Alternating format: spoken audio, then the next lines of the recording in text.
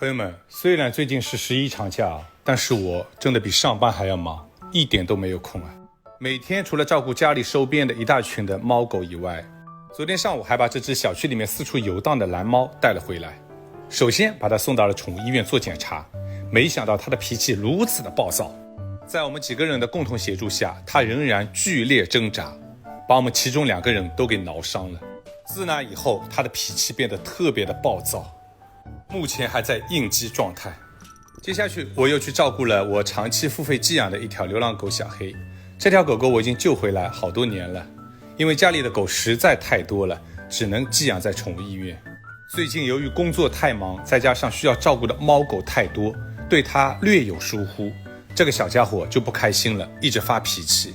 最近我就大大的增加了陪它玩的时间，今天陪了它好几个小时，还给它洗了个澡。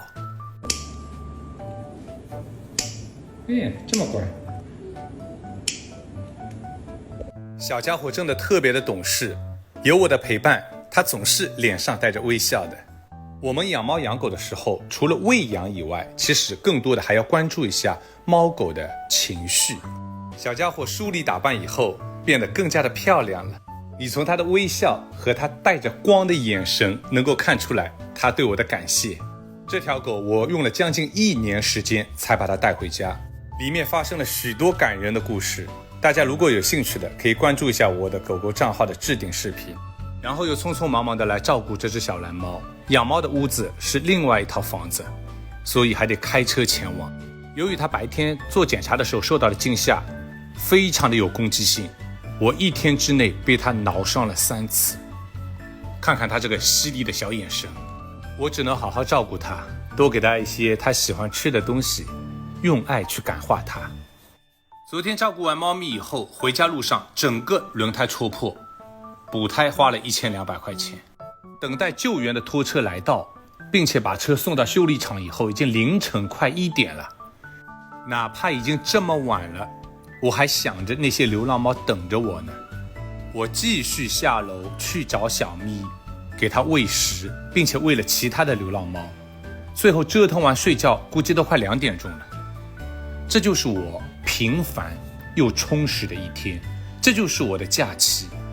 我的假期因为要照顾这些流浪猫流浪狗，没有出去玩，每天默默地照顾着家里收养的这些猫狗，照顾着这些小区里面的流浪猫。早上起床以后又去找我们的小咪了，又给它喂食，培养感情，因为我10月中旬就要把它带回家的。自己如此忙碌，如此辛苦，出钱出力。昨天给小蓝猫的检查费，加上轮胎1200块，加上自己手被挠伤，我真的有时候觉得挺心酸的。但是看到评论区有这么多的好心人鼓励我支持我，内心还是挺温暖的，非常的欣慰。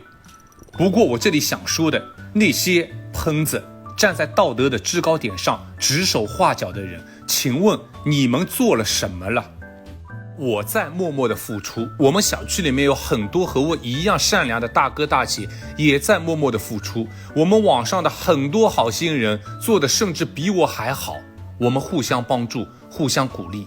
但是你们这些喷子有多远给我闪多远，不欢迎。